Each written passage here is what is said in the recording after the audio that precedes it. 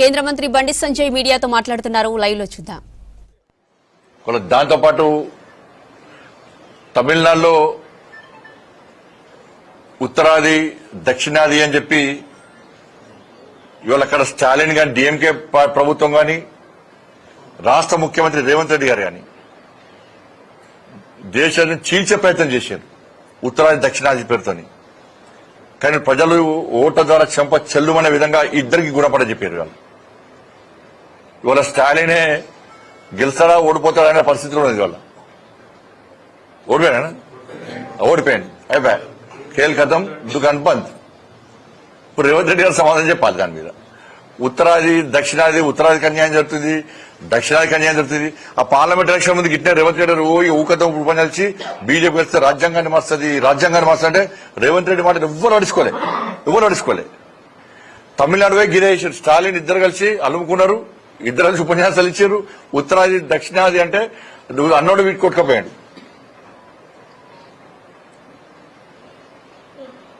Address లేకుండా Congress party DMK ఇద్దరు కలిసి చేస్తే కనీసం వాళ్ళకు అడ్రస్ లేకుండా వాళ్ళకి పరిస్థితి. దేశాన్ని విభజించే ప్రయత్నం చేస్తే ఏ విధంగా గుణపాఠం చెప్తామో తమిళనాడు ప్రజలు గుణపాఠం చెప్పింది. ఏదో కేరళ కాంగ్రెస్ పార్టీ గెలిచింది, వాళ్ళ ప్రభుత్వం మీద ఉన్న కమ్యూనిస్టులు అదే అరాచకత్వం. ఇలా దాని ద్వారా ఇండి అలయన్స్ అనేది మొత్తం చీలిపోయింది వాళ్ళ దేశంలో. కాంగ్రెస్ కమ్యూనిస్ట్ కలిసి ఉంటారు దేశం మొత్తం. కానీ కేరళలో ఏమైంది, కమ్యూనిస్టులు విడిపోయారు. బెంగాల్లో ఏమైంది, కాంగ్రెస్ పార్టీ మమతా బెనర్జీ ఇద్దరు ఓళ్ళు మీద ఓళ్ళు యుద్ధం ప్రకటించుకున్నారు. ఇట్లా ఇండి అలయన్స్ అనేది మొత్తం చీలిపోయింది. దానికి ఒక రూపురేఖ లేదు, దాన్ని కల్పించే ప్రయత్నం రాహుల్ గాంధీ సత్తా లేదు.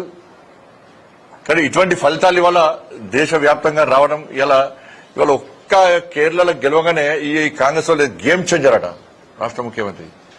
దేని గేమ్ చేంజరు? ఒక్క గెలవ 5 రాష్ట్రాలు ఎన్నికలు జరిగితే ఒక్క రాష్ట్రంలో గెలిస్తే గేమ్ చేంజర్ అని ఫ్లెక్స్లు అనుకుంటారు. మరి తమిళనాడు పోతుంది, తమిళనాడు ప్రచారం చేసిండు, అస్సాం ప్రచారం చేసిండు, పుదుచ్చేరి ప్రచారం చేసిండు. ఏడవా నీ గేమ్ చేంజర్ ఏడవా? అక్కడ నీ గేమ్ పనిచేయలేదు అక్కడ. అంటే గెలిస్తే సంకలేదు నాకు వండేసుకుంటారు అన్నట్టు. ఏదో సినిమాలో ఐటమ్ సాంగ్ ఉంటుంది, సినిమాలో సక్సెస్ అయితే ఐటమ్ సాంగ్ సక్సెస్ అయిందని చెప్పి వాళ్ళు వచ్చి నా సాంగ్ ద్వారా సక్సెస్ అయింది, నా సాంగ్ ఐటమ్ సాంగ్ లో కూడా రేవంత్ రెడ్డి పరిస్థితి వాళ్ళు.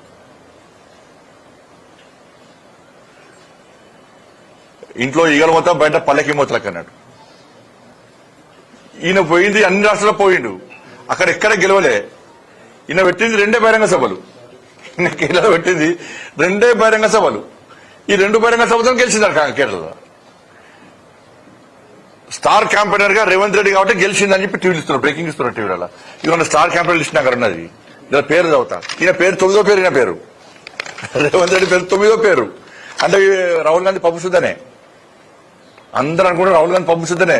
రాహుల్ గాంధీతో ఏం కాలే అన్నట్టుగా, సోనియా గాంధీతో ఏం కాలే, ప్రియాంక గాంధీతో ఏం కాలే, మల్లికార్జున ఖర్గే 0, కేసీ వేణుగోపాల్ 0.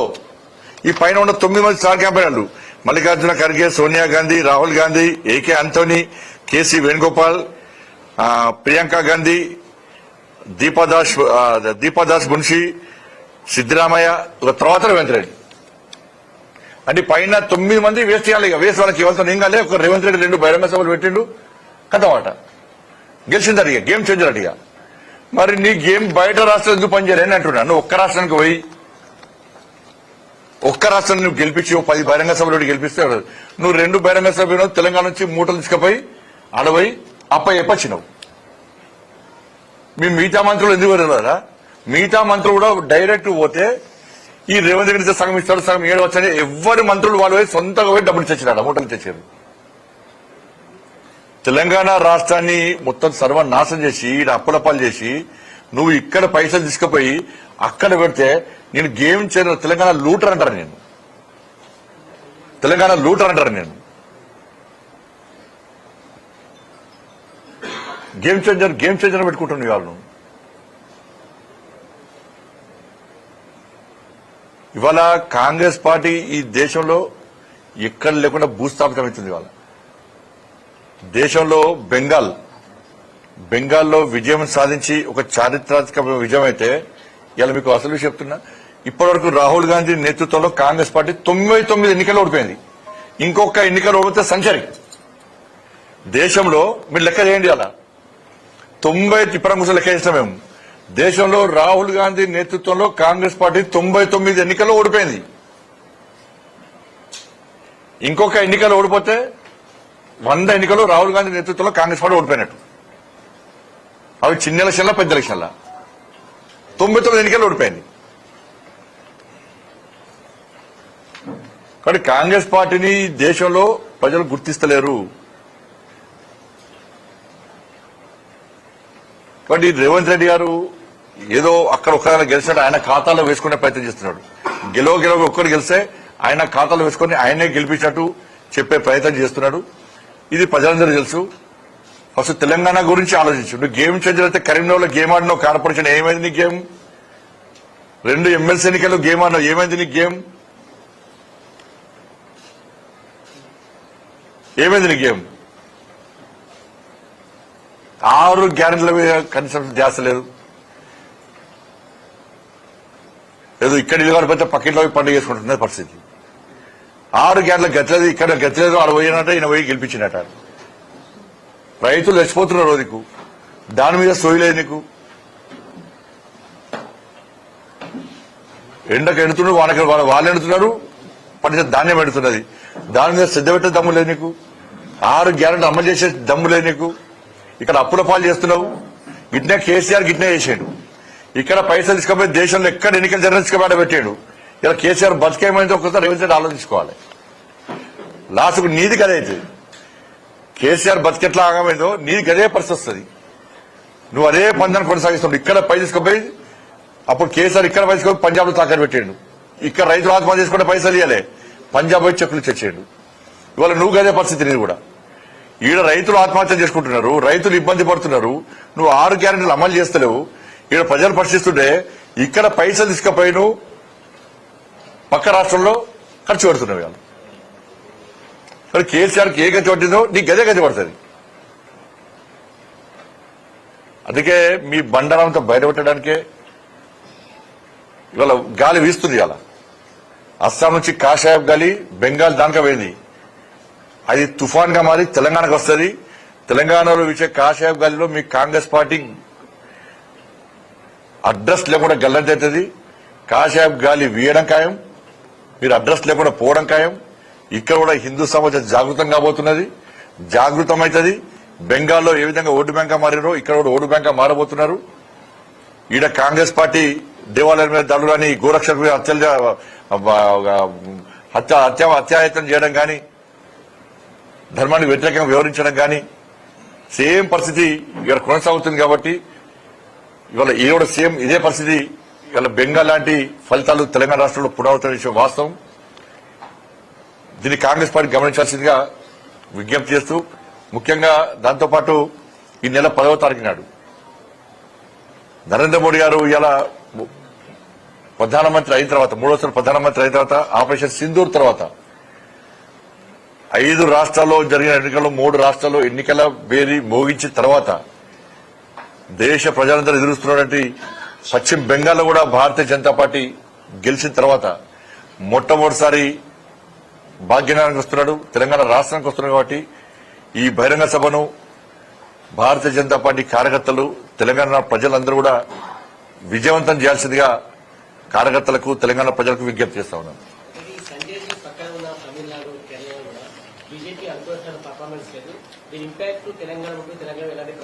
ఫస్ట్ నుంచి కూడా మేము తమిళనాడులో మేము ప్రభుత్వం ఏర్పాటు చేస్తాం. మేము కూడా ఏఐడిఎంకేతో కలిసినాం. మేము సొంతగా ఎక్కడ పోటీ చేయాలి. కేరళలో కుట్టాడుతున్నాం అంతే. కానీ ఈ 2 రాష్ట్రాల్లో ఓటింగ్ పర్సెంట్ పెరిగింది మాకు, ఓట్ల శాతం పెరిగింది మాకు. ఈ 2 రాష్ట్రాల్లో మేము ఓట్ల శాతం పెంచుకునే ప్రయత్నం చేస్తాం అంతే. ఆడ 2 రాష్ట్రాల్లో మొదటి కూడా అస్సాం, పుదుచ్చేరి, బెంగాల్ ఈ 3 రాష్ట్రాల మీదనే ఇలా జాతీయ ప్రత్యేక దృష్టి పెట్టింది. అక్కడ గెలవాలని ప్రయత్నం చేసింది, గెలిచినవాడు. ఇలా ఏమంటుంది టీఎంసీ ఏమంటుంది, మూడోసారి ప్రభుత్వం ఏర్పడిన ప్రభుత్వం మీద కొంచెం వ్యతిరేకత ఉంటుంది కాబట్టి ఓడిపోయిందట. మరి అస్సాంలో మేము గెలిచాం కదా, అస్సాంలో 3సారి మేము గెలిచాం కదా. ఆడ ప్రభుత్వ వ్యతిరేకత ఎందుకు లేదు మరి?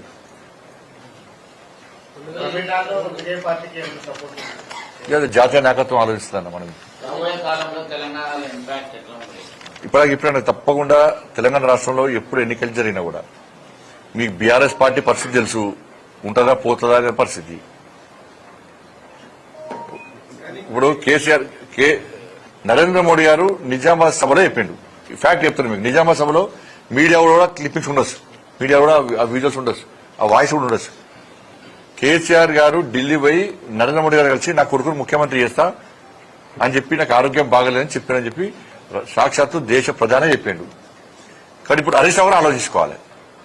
కేటీఆర్ ముఖ్యమంత్రి చేస్తా అని చెప్పి కేసీఆర్ ప్రధానమంత్రి స్థాయిలో అబద్దం ఆడేది ఆడరు. కాబట్టి ఇప్పుడు కేటీఆర్ ముఖ్యమంత్రి చేస్తాంటే హరీష్ రావు ఉంటాడా? కానీ పార్టీ ఉంటుందా పోతుందా? ఒక వికెట్ అవుట్ అయిపోయింది, బిడ్డ పోయింది, అల్లుడు రెడీ ఉన్నాడు, ఇంకొక ఆయన కనబడతాడు, మరి మధ్య చాలా కనబడతాడు ఒక ఆయన. కానీ బీఆర్ఎస్ పార్టీ ఉంటుందా పోతుందా గ్యారెంటీ లేని పరిస్థితి. కాంగ్రెస్ పార్టీ ప్రజల్లో వ్యతిరేకత ఉంది. భారతీయ జనతా పార్టీ మా రాష్ట్ర అధ్యక్షుడు రామచంద్ర గారి నేతృత్వంలో వాళ్ళు అగ్రెసివ్ గా కొట్లాడుతున్నాం, భవిష్యత్తులో ఇంకా కొట్లాడతాం. మోడీ గారి బహిరంగ సభ తర్వాత ఇంకా తెలంగాణ రాష్ట్రంలో వాతావరణం మొత్తం భారతీయ జనతా పార్టీ అనుకూలంగా మారేటువంటి పరిస్థితి కూడా ఉంది. ఏమని చేసిండే రేవంత్ రెడ్డిని ఏమన్నారు, ఆయనకు గాంధీ ఇష్యూకి సంబంధించి ఎంఆర్ ప్రాపర్టీకి సంబంధించిన ఇష్యూ ఏదో ఉంది అని చెప్పి ఇప్పుడు తిట్టింది చోలు దుబ్బినా ఆయనకు.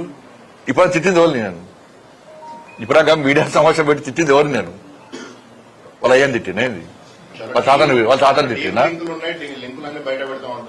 నువ్వు మనిషి అయితే, నువ్వు మనిషి పుట్టుక ఉడితే, నువ్వు నిజంగా కేసీఆర్ కొడుకు అయితే అవన్నీ బయటపెట్టు. లేకుంటే మనిషి కంటే హీనమైన బతుకొని నేను భావిస్తాను. నువ్వు మనిషి అయితే, మనిషి పుట్టుక ఊడితే, నేను డ్రగ్స్ తీసుకోకుండా మాట్లాడినా అని నువ్వు భావించుకుంటే నువ్వు వేరే ఏం చాలా చేస్తాను. నీకు 24 గంటల టైం ఇస్తున్నా, నువ్వు బయట పెట్టు. నువ్వు మనిషి పుట్టుక ఊడితే, లేకుంటే నేను మనిషిలకు ఎవరు గ్రహించాను. అయితే జంతువు కంటే చీమ కంటే హీనంగా నీ బతుకు అని చెప్తా సమాజం, తెలంగాణ సమాజం చెప్తా. చీమ కంటే హీనమైన బతుకు కేసీఆర్ కొడుకుది. వేస్ట్ ఫెలో, అన్ని ఫాల్తు రాజకీయాలు చేస్తాడు, ఫాల్తు కామెంట్ చేస్తాడు. నువ్వు మనిషివి, నీదో బతుకు. తెల్లారు లేస్తే అవి పొట్టు నీ బతికేని చెప్పు. మళ్ళీ చెప్తాను, 3 తల షెట్టు నుంచి ఇన్ని వేల కోట్ల రూపాయలు ఎట్లా వచ్చినాయి ఇప్పుడు నీకు? నాకు చలో, నా ఆస్తి పాత్రం విచారణ చెప్దాం, నీ ఆస్తి పాత్రం విచారణ చెప్దాం. నీ కుటుంబ ఆస్తుల విచారణ చెప్దాం, నా కుటుంబ ఆస్తుల విచారణ చెప్దాం. ఒక్క మచ్చ ఉండదు బండి సంజయ్ మీద. రాసిపెట్టుకో బిడ్డ. నువ్వు ఇలా సవాల్ ఇచ్చిపోయి నువ్వు మనిషి అయితే, మళ్ళీ చెప్తున్నా, మనిషి అయితే దానికి సిద్ధమై ఉండు. 24 గంటలు 48 గంటల టైం ఇస్తా బయటపడి. నువ్వు ఏ ఒక్క ఆధారం బయటపడు. చలో రాయకని పక్క పెడతా. ఇది బట్టి ఏదో ఊకదంపడు ఏదో మీద చెప్తలే. నేను మాట ఇస్తే పక్క నిలుపుకునే వ్యక్తి. నేను మాట కట్టుబడి ఉండే వ్యక్తి. నీలక ఇట్లా ఒకడు మురిగి అటు పోయటం కాదు నేను. నువ్వు మనిషి పుట్టుక కొడితే, కేసీఆర్ కొడితే, కేసీఆర్ కొడుకు అని నువ్వు భావిస్తే, కేసీఆర్ కొడుకు అని నువ్వు భావిస్తే, ఎందుకంటే కేసీఆర్ కొంచెం గౌరవం ఉంది మాకు తెలంగాణ సమాజంలో పడ ఇంత గౌరవం ఉంది. కేసీఆర్ అన్న గౌరవం ఉంది మాకు కొంచెం. కేసీఆర్ కొడుకు అయితే నువ్వు బయటపెట్టు. లేకుంటే నీ బతుకు, నీ బిడ్డ నీ బజార్కి ఇస్తా. నేను నీ సంగతి చెప్తాను. నేను మళ్ళీ నువ్వు మన జోలికి వచ్చినా నీ సంగతి చెప్తాను. నేను ఇట్లా వాయిపోడు కాదు. ఏం భూమి అన్నాడే? కాళేశ్వర భూమి అంటే